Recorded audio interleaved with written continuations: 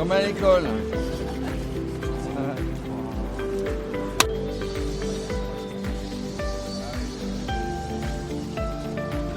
Voilà, il neige un petit peu, c'est le moment d'aller tous ensemble à la mer de glace. Voilà, le petit train, c'est pas celui-là qui va monter, hein. Évidemment, ouais.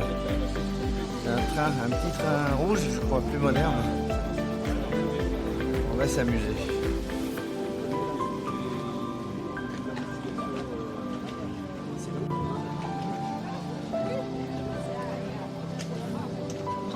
Le départ à l'aventure. Ils sont venus, ils sont tous là.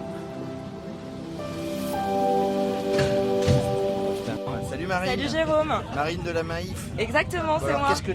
qu'est-ce que tu nous proposes ce matin? Ce matin, je vous propose d'aller faire une petite balade autour de la mer de glace avec un glaciologue qui va nous accompagner pour nous éclairer un peu sur l'état actuel de cette mer de glace qui malheureusement disparaît à vue d'œil chaque année. Et c'est un sujet préoccupant et la Maïf s'y intéresse de très près, évidemment. Exactement, en tant qu'entreprise à mission, on a à cœur d'œuvrer en tout cas pour protéger la planète, ou en tout cas pour essayer de sauver ce qui reste à sauver. Donc on a un programme qui s'appelle le programme Sport Planète, qui vise à utiliser le sport pour aller vers des enjeux d'éco-responsabilité. Et donc aujourd'hui, c'est une illustration de cet engagement. On a vu évidemment lors de ces micros d'or que vous étiez très impliqué dans le sport. Vous y serez pour les Jeux? Non, malheureusement, on ne fait pas partie des sponsors des Jeux Olympiques. Ça, c'est la question que tu n'as pas le droit de me poser, Jérôme. Bon, excuse-moi Marine, bon, on reprend à zéro. Tu couperas au montage.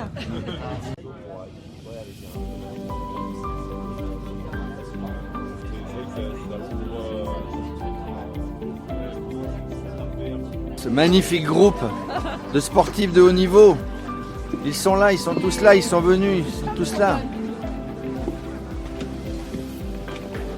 Après cette petite montée de 25 minutes à peu près, hein, tout le monde a l'air ravi. Je ne sais pas ce qui va se passer, mais voilà, on est arrivé à la gare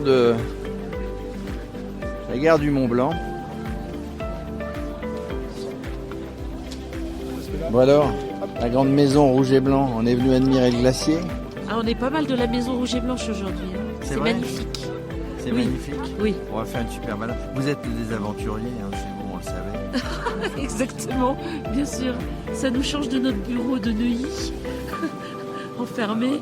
Là, c'est top, on prend l'air et puis on passe un super Et on moment. ouvre les yeux. On ouvre les yeux. On va faire une super promenade. C'est comment ton prénom? Luc.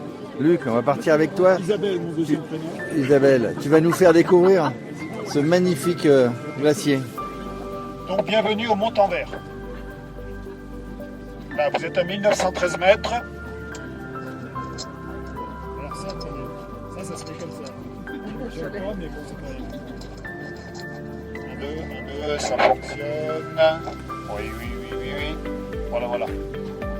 J'aime pas trop ça, mais ça va bien. Donc, juste pour dire, le Mont-en-Vert 1913 mètres, ça veut dire l'envers de la montagne. Là, vous êtes devant. Vous avez de la chance, là, ça c'est un petit peu dégagé. Donc, la vallée de la mer de glace, le plus grand glacier français. On voit presque jusqu'à l'Italie. Pour les gens qui ne sont jamais venus, l'hiver, depuis l'aiguille du Midi, que vous avez peut-être vu hier, vous êtes arrivé quand vous aujourd'hui? Hier, vous avez vu l'aiguille du Midi hier. Et donc, de l'aiguille du Midi, on peut, avec un guide, pratiquer le ski jusqu'ici et jusqu'à Chamonix. 12 km de glacier et 17 jusqu'à Chamonix, c'est ce qu'on appelle la vallée blanche. La vallée blanche. Si la neige ne fond pas entièrement, il en reste à la fin de l'été. Ça s'accumule. Généralement, c'est plutôt au-dessus de 3300 mètres d'altitude. La neige s'accumule. Au pied de l'aiguille du Midi, il y a 30 à 40 mètres de neige. Ça veut dire 5 à 6 ans d'accumulation. Elle se tasse, elle fond, elle regèle, ça devient imperméable, on appelle ça de la glace. Tous les glaciers du monde résultent de ce mécanisme. À 1 km de nous, là, à la rive droite. C'était le niveau du glacier il y a 200 ans. En 1820. Entre 1600 et 1820, On avait ici presque 300 mètres d'épaisseur de glace en plus et 3 km de plus en longueur. Le glacier arrivait à côté du village des Bois et on l'appelait le glacier des Bois.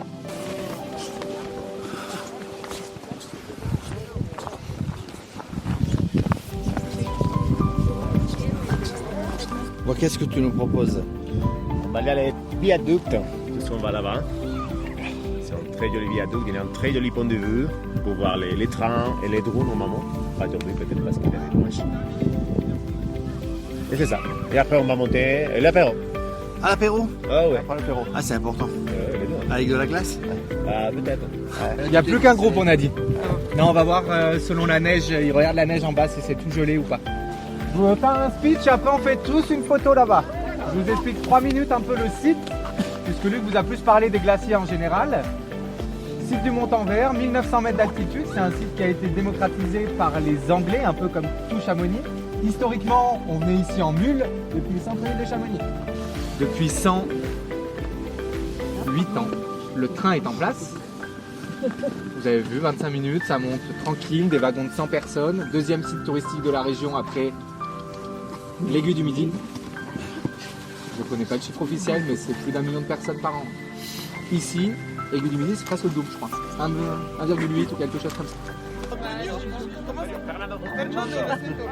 On peut glisser ici ou pas?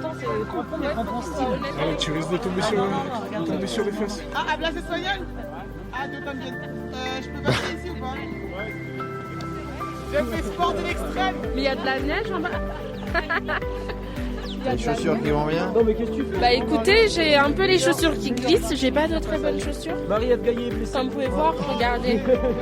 Faudrait pas se blesser quand même. Il faudrait pas se blesser et comme j'ai expliqué, j'ai plus de carte vitale donc ça serait ballot quoi.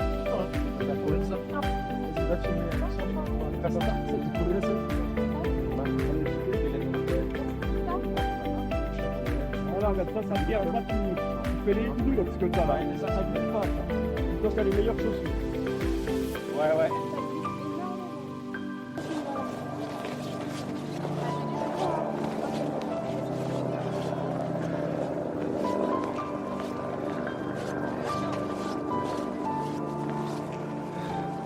Cinq domaines skiables différents à Chamonix.